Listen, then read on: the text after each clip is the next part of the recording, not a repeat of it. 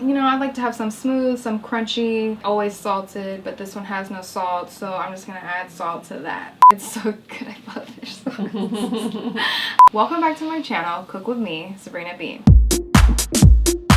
In this video, we're going to talk about clean condiments. When I started this whole clean eating journey, and I really started to pay attention and read the food labels, one of the things that was really...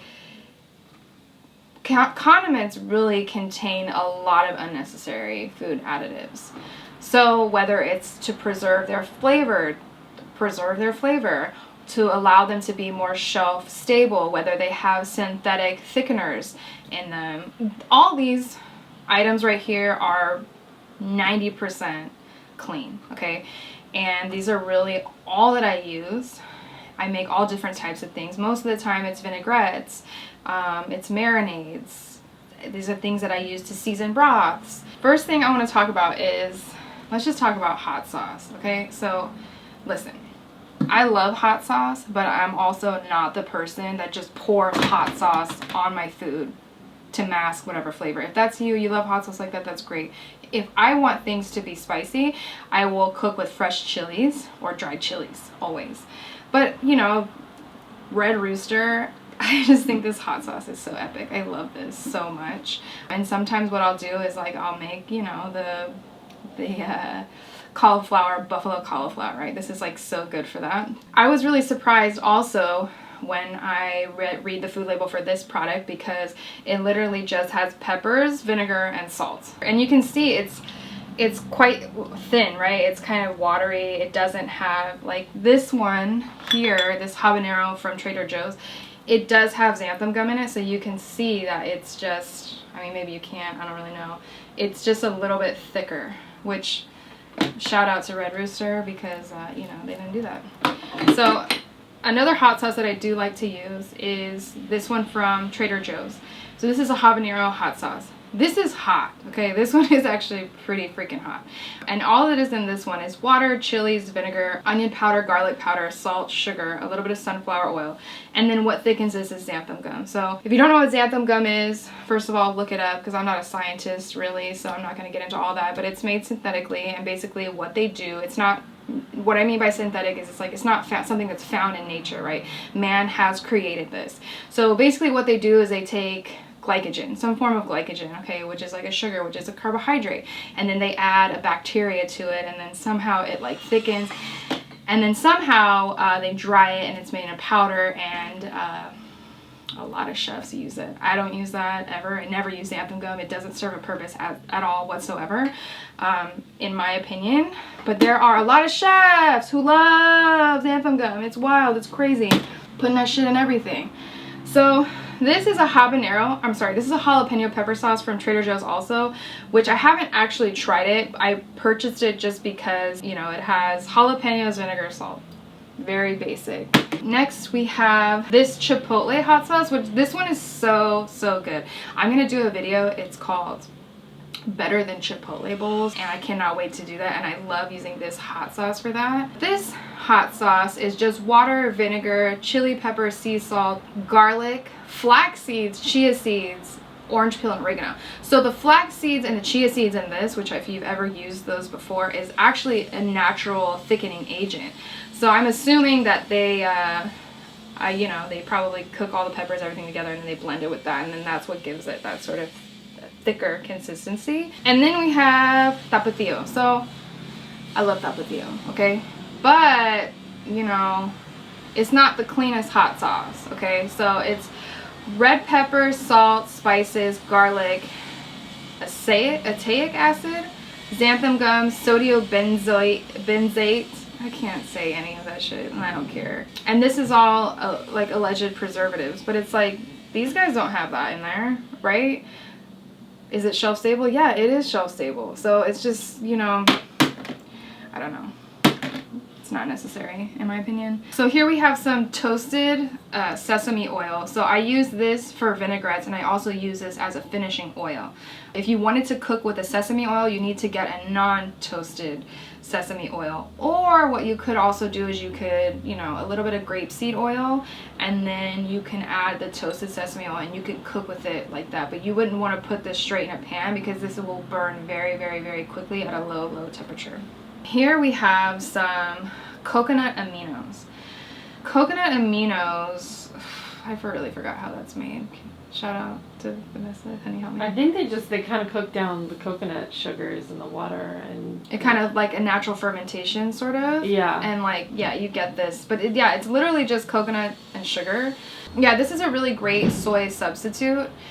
It is a little bit sweeter than soy. It's not as like salty and umami as soy. It's a little bit more sweet, but hey, if you can't have soy, this is a really amazing substitute.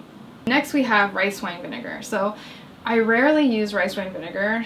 There's pretty much only a few different vinaigrettes that I use to make, that I use this for. But again, this is just vinegar. And most of the time I will use miso and rice wine vinegar to make like the most amazing vinaigrette. So yeah, miso is amazing. Again, I always want to say that like I try to limit the amount of soy that I eat just because I know that it causes inflammation in the body. But here's the thing, it's delicious. I love it. I love tofu, I love soybean, I love edamame, I love all the things. I love soy sauce, I love soybeans, all of the things. So like when I do use miso, I use it sparingly, rarely, but like I love it. It's so good. If you've never had miso, I just get it. Get the white one. There's different kinds, but I like the white one.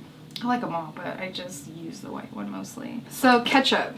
Ketchup is so poisonous because ketchup contains high fructose corn syrup. All of them. The majority of the ones that you see on the market, and all the ketchup that we grew up eating, all the ketchup you see all the place, unless it's not organic. So, and that's not even true. I'm pretty sure there's brands out there that are like, oh, this is organic, but we have organic high fructose corn syrup. I don't even know. Let's just not even talk about that. This one is organic tomato puree, tomato paste, cane sugar, distilled white vinegar, onion powder, cloves, red pepper, paprika, salt. Here's the thing about high fructose corn syrup. We're going to do a whole video on that. If you don't know it's poison, it's highly addictive, and you should really do your research on that. Next I want to talk about mustard. So this is Dijon mustard, and what I really love about the 365 brand, which is a Whole Foods brand, is like they are constantly cleaning up their products. This brand most of the time is minimally processed, minimal food additives, and that just always gets me really excited. So Dijon, mostly just use it for vinaigrettes or marinades or something like that, but this one just has apple cider vinegar, water, mustard seeds, sea salt, and organic spices. And it's just, I love mustard. I love it, love it, love it. And this is a whole grain mustard, and this is literally just water, mustard seed, a little bit of vinegar. Fish sauce.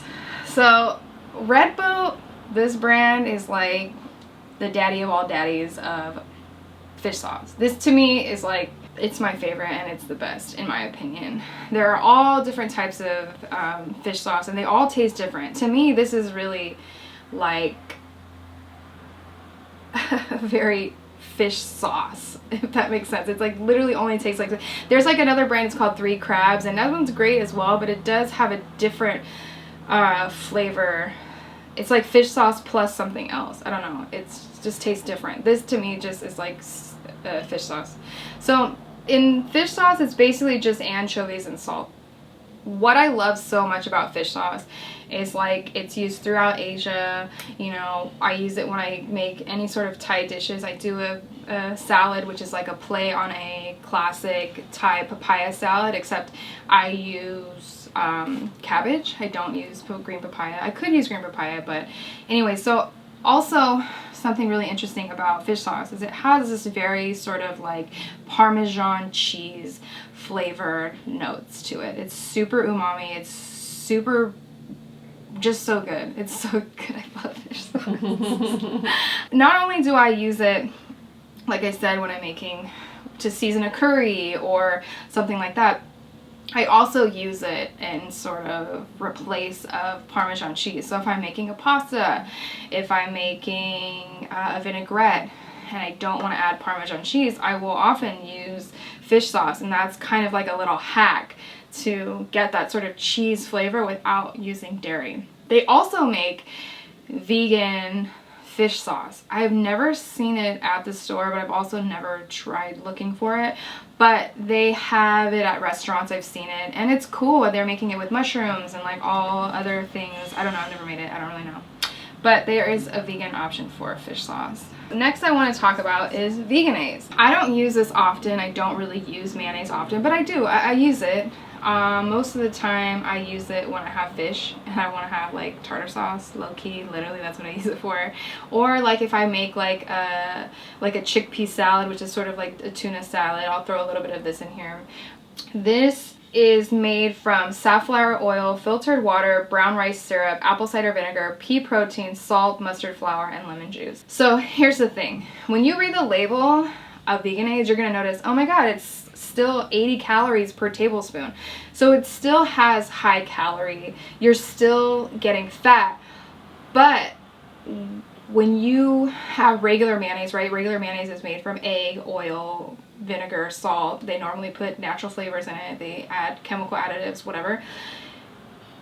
When you use Vegenaise, you're not getting cholesterol, right? And it's made from plants, which anything that comes from animals, just being conscious of, well, you know, they add a lot of growth hormones to animals. They add a lot of antibiotics to animal product, like to the actual animal, and then they make products from that. So you're also getting all of that stuff, plus the cholesterol that you get from the eggs. And me personally, this is probably going to be weird to some people, but I don't care. I don't like eggs. I've never liked eggs. Even when I was a kid, you couldn't get me to eat eggs. I just don't like that egg flavor. So for me, regular mayonnaise, like I just taste that like egg flavor and I just hate it. So this is a really great product. It's super clean and it really gives you that like full on mayo vibe. Like it's great. So this is Bragg's amino acid. So this is soy. This is made from soy. They're like, oh, it's made from non-GMO soy. Oh, it contains 16 amino acids, all this stuff. Ooh, it's a health supplement. It's a this and that. And it's like, I don't really know if any of that's even true, and I'm not trying to preach you and sell you on that. I just love the way this stuff tastes. I don't use any other soy.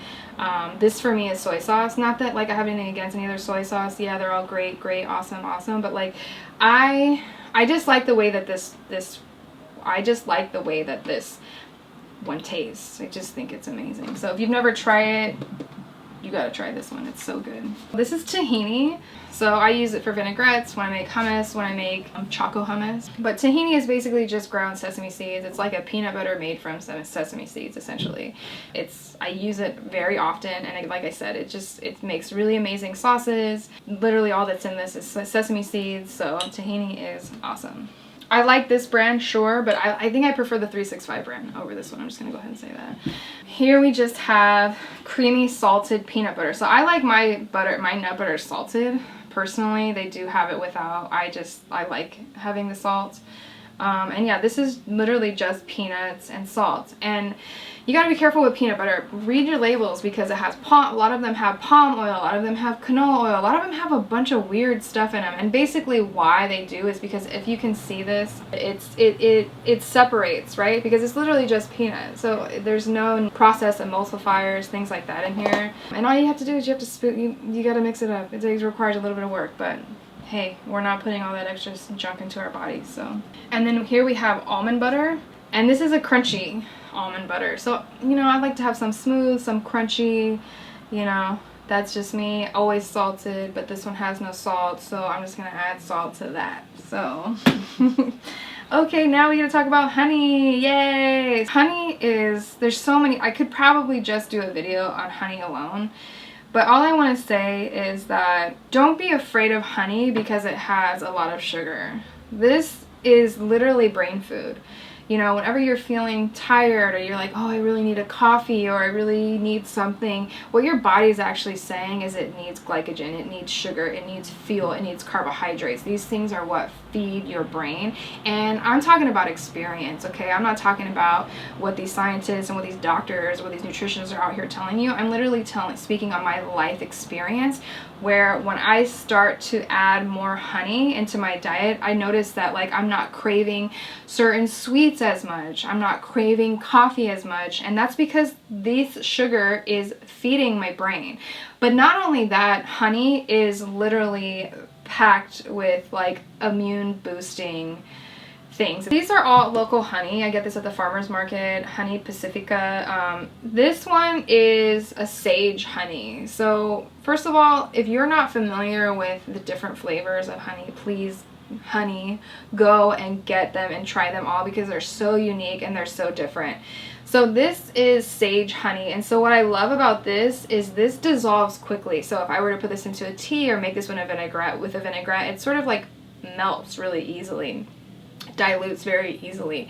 And the flavor profile of sage honey is like honey. Like, to me, this is just gives me straight honey vibes, where, you know, I have this one, and this one is a creamy wildflower with coastal bee pollen. So this has like bee pollen in it, and this one's like a little bit more funky. It has like different, you could taste the like sugar crystals, and like, yeah, this is like a snacking honey. I literally eat this by the spoonful all the time. This is a lemon honey. I just got this one. I just tried this one out. Vanessa was like, you gotta get the lemon honey. So I was like, okay, let me try the lemon honey.